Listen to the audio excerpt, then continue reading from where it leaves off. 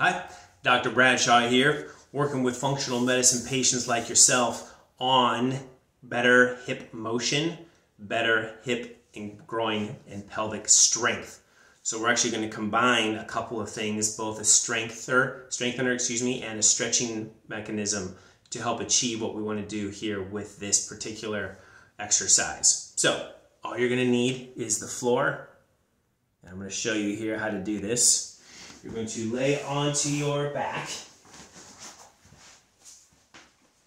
And if you've been given this stretch, you've already been given the stretch where you bring the knee up and you hug the knee and you try to pull the knee into the armpit.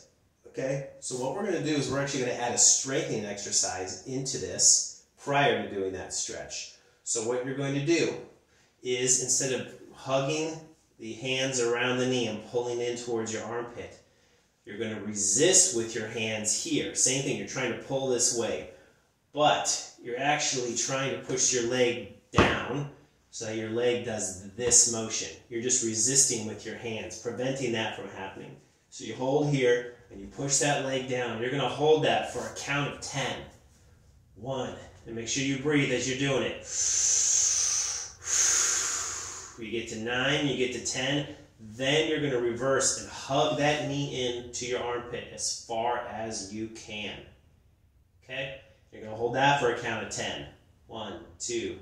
Once you get to 10, then you're going to let go. We're going to do the other side.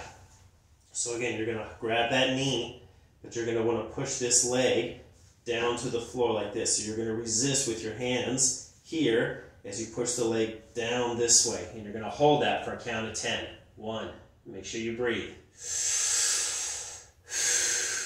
9, 10, and then reverse. Pull that knee all the way into the armpit. And again for a count of 10.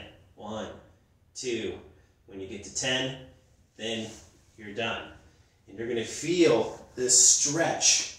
You'll feel some strengthening in the back of the pelvis and a stretch deep into the hip socket, which is really immensely helpful for taking your SI joint, which are the joints on each side of your tailbone.